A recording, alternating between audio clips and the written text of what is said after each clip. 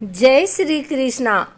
आइए सुनते हैं आज मंगलवार के दिन मंगलदेव और हनुमान जी की यह कथा।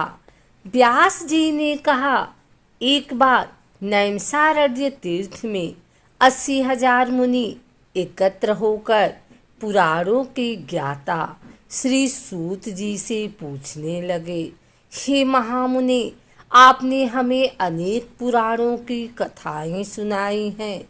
अब कृपा करके हमें ऐसा व्रत और कथा बताएं जिसके करने से संतान की प्राप्ति हो तथा मनुष्यों को रोग, शोक, अग्नि, सर्व दुख आदि का भय दूर हो, क्योंकि कलयुग में सभी जीवों की आयु बहुत कम है। फिर इस पर उन्हें रोग, चिंता के कष्ट लगे रहेंगे, तो फिर वह श्री हरि के चरणों में अपना ध्यान कैसे लगा सकेंगे। श्री सूत जी बोले, हे मुनियों, आपने लोक कल्याण के लिए बहुत ही उत्तम बात पूछी है। एक बार युधिष्ठिर ने भगवान श्री कृष्ण से लोक कल्याण के लिए यही प्रश्न किया था। भगवान श्री कृष्ण और युधिष्ठिर का संवाद तुम्हारे सामने कहता हूँ, ध्यान देकर सुनो। एक समय पांडवों की सभा में श्री कृष्ण जी बैठे हुए थे। तब युधिष्ठिर ने भगवान श्री कृष्ण से प्रश्न किया, हे प्रभु नंद नंद गोविंद, आपने मेरे लिए अनेकों कथाएं सुनाई हैं। आज आप कृपा करके ऐसा व्रत या कथा सुनाएं जिसके करने से मनुष्य को रोग, चिंता का भय समाप्त हो और उसको पुत्र की प्राप्ति हो। हे प्रभु, बिना पुत्र के जीवन व्यर्थ है। पुत्र के बिना मनुष्य नरकगामी होता है। पुत्र के बिना मनुष्य पितृऋण से छुटकारा नहीं पा सकता और न ही उसका पुण्यक नामक नरक से उद्धार हो सकता है। अतः पुत्रदायक व्रत बतलाएं। श्री कृष्ण भगवान बोले, हे राजन, मैं एक प्राचीन इतिहास सुनाता हूँ, आप उसे ध्यान पूर्वक सुनो। कुंडलपुर नामक एक नगर था। उसमें नंदा नामक एक ब्राह्मण रहता था।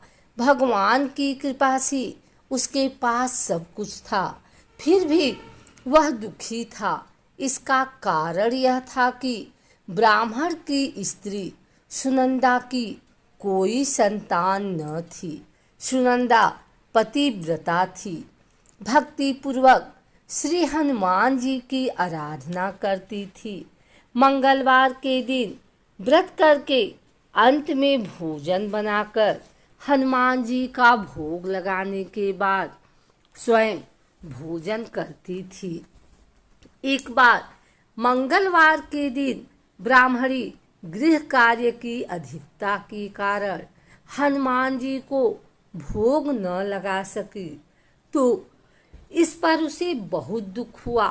उसने कुछ भी नहीं खाया और अपने मन में प्रण किया कि अब तो अगले मंगलवार को ही हनुमान जी का भोग लगाकर अंजल ग्रहण करूंगी। ब्राह्मणी सुनंदा प्रतिदिन भोजन बनाती, श्रद्धापूर्वक पति को खिलाती, परंतु स्वयं भोजन नहीं करती और मन ही मन श्री हनुमान जी की आराधना करती थी। इसी प्रकार 6 दिन गुजर गए और ब्राह्मणी सुनंदा अपने निश्चय के अनुसार भूखी प्यासी निराहार रही। अगले मंगलवार को ब्राह्मणी सुनंदा प्रातःकाल ही बेहोश होकर गिर पड़ी। ब्राह्मणी सुनंदा की इस असीम भक्ति के प्रभाव से श्री हनुमान जी बहुत प्रसन्न हुए और प्रकट होकर बोले, सुनंदा, मैं तेरी भक्ति से बहुत प्रसन्न हूँ, तू उठ और वर मांग। सुनंदा अपने आराध्य देव श्री हनुमान जी को देखकर आनंद की अधिकता से विह्वल हो। श्री हनुमान जी के चरणों में गिरकर बोली, हे प्रभु, मेरी कोई संतान नहीं है, कृपा करके मुझे संतान प्राप्ति का आशीर्वाद दे, आपकी अति कृपा होगी।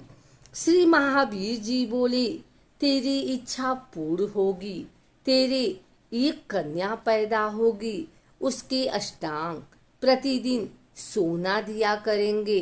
इस प्रकार कहकर श्री महावीर जी अंतर ध्यान हो गए।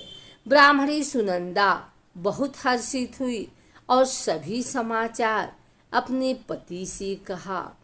ब्राह्मण देव कन्या का वरदान सुनकर कुछ दुखी हुए, परंतु सोना मिलने की बात सुनी तो बहुत प्रसन्न हुए। विचार किया कि ऐसी कन्या के साथ मेरी निर्धनता भी समाप्त हो जाएगी। श्री हनुमान जी की कृपा से वह ब्राह्मणी गर्भवती हुई और 10वें महीने में उसे बहुत ही सुंदर पुत्री प्राप्त हुई।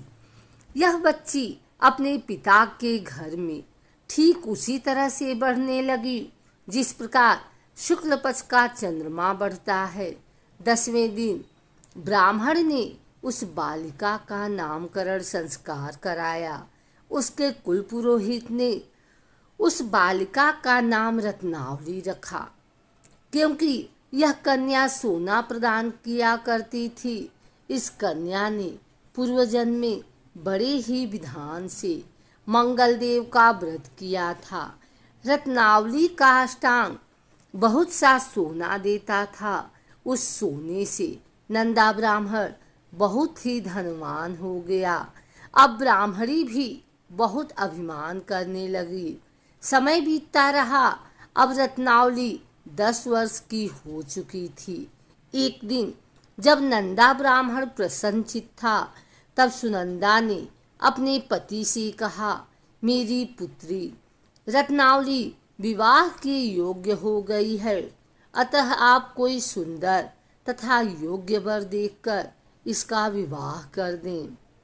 यह सुन ब्राह्मण बोला, अभी तो रत्नावली बहुत छोटी है। तब ब्राह्मणी बोली, शास्त्रों की आज्ञा है कि कन्या 8वें वर्ष में गौरी, 9 वर्ष में राहिणी, 10वें वर्ष में कन्या, इसके पश्चात रजस्वला हो जाती है। गौरी के दान से पाताल लोक की प्राप्ति होती है, राहिणी के दान से वैकुंठ लोक की प्राप्ति होती है, कन्या के दान से इंद्रलोक में सुखों की प्राप्ति होती है। अगर हे पति देव रजस्वला का दान किया जाता है तो घोर नरक की प्राप्ति होती है। इस पर ब्राह्मण बोला, अभी तो रत्नावली मात्र 10 ही वर्ष की है और मैंने तो 16-16 साल की कन्याओं के विवाह कराए हैं, अभी जल्दी क्या है। तब ब्राह्मणी सुनंदा बोली, आपको तो लोभ अधिक हो गया लगता है। शास्त्रों में कहा गया है कि माता पिता और बड़ा भाई रजस्वला कन्या को देखते हैं तो वे अवश्य ही नरकगामी होते हैं। तब ब्राह्मण बोला, अच्छी बात है, कल मैं अवश्य ही योग्य वर की तलाश में अपना दूत भेजूंगा। दूसरे दिन ब्राह्मण ने अपने दूत को बुलाया और आज्ञा दी कि जैसी सुंदर मेरी कन्या है वैसा ही सुंदर वर उसके लिए तलाश करो। दूत अपने स्वामी की आज्ञा पाकर निकल पड़ा। पंपई नगर में उसने एक सुंदर लड़के को देखा। यह बालक एक ब्राह्मण परिवार का बहुत गुणवान पुत्र था। इसका नाम सोमेश्वर था। दूत ने इस सुंदर व गुणवान ब्राह्मण पुत्र के बारे में अपने स्वामी को पूर्ण विवरण दिया।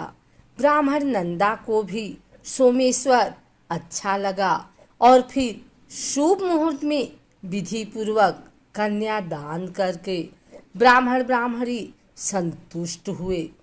परंतु ब्राह्मण के मन तो लोभ समाया हुआ था। उसने कन्यादान तो कर दिया था, पर वह बहुत खिन्न भी था। उसने विचार किया कि रत्नावली तो अब चली जावेगी और मुझे इससे जो सोना मिलता था वह अब मिलेगा नहीं।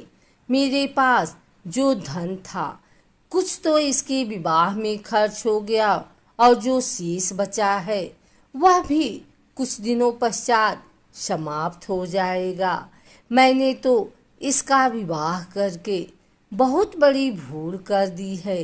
अब कोई ऐसा उपाय हो कि रत्नावली मेरे घर में ही बनी रहे, अपनी ससुराल ना जावे। लोभ रूपी राक्षस ब्राह्मण के मस्तिष्क पर छाता जा रहा था। रात भर अपनी सैया पर बेचैनी से करवटें बदलते बदलते उसने एक बहुत ही क्रूर निर्णय लिया।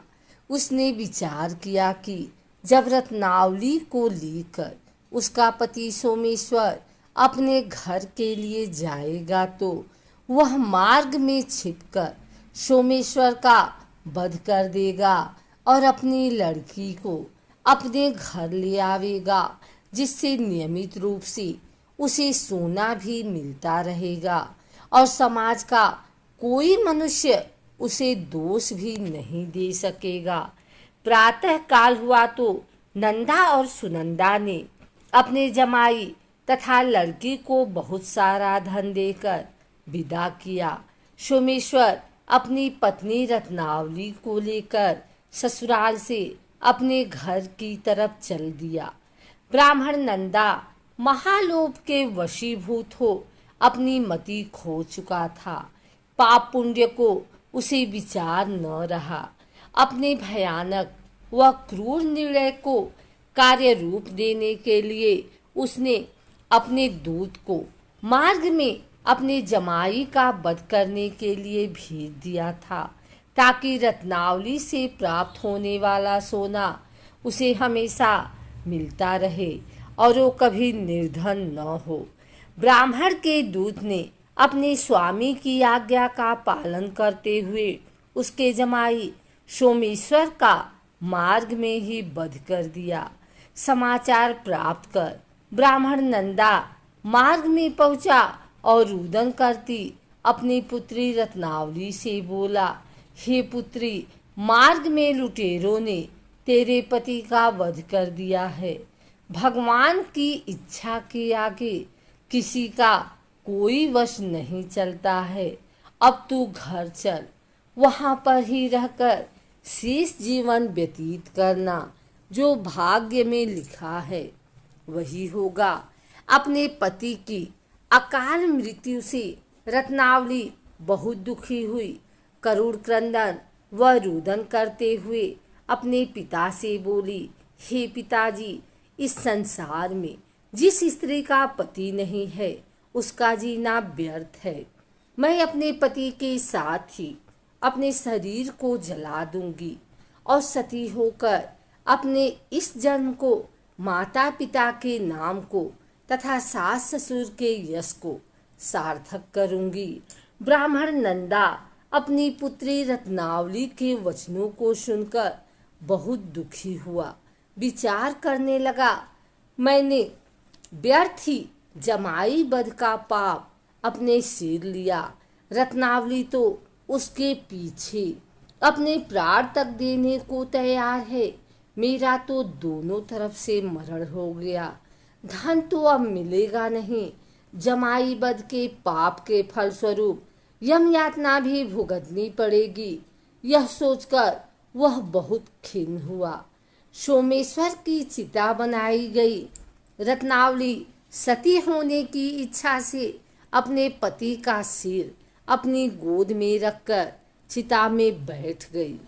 जैसे ही सोमेश्वर की चिता को अग्नि लगाई गई वैसे ही प्रसन्न हो मंगलदेव वहां प्रकट हुए और बोले, हे रत्नावली, मैं तेरी पति भक्ति से बहुत प्रसन्न हूँ, तू वर मांग। रत्नावली ने अपने पति का जीवन दान मांगा।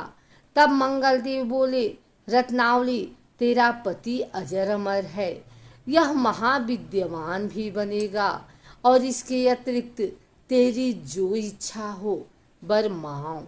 तब रत्नावली बोली, हे ग्रहों के स्वामी, यदि आप मुझ पर प्रसन्न हैं तो मुझे यह वरदान दीजिए कि जो भी मनुष्य मंगलवार के दिन प्रातःकाल लाल पुष्प लाल चंदन से पूजा करके आपका स्मरण करे, उसको रोग व्याधि न हो, स्वजनों का कभी वियोग न हो, सर्प अग्नि तथा शत्रुओं का भय न रहे।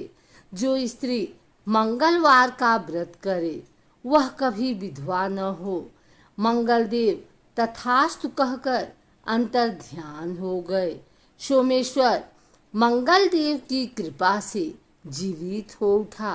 रत्नावली अपने पति को पुनः प्राप्त कर बहुत प्रसन्न हुई और मंगलदेव का व्रत प्रत्येक मंगलवार को करके व्रतराज और मंगलदेव की कृपा से इस लोक में सुख ऐश्वर्य को भोगते हुए अंत में अपने पति के साथ स्वर्गलोक को चली गई।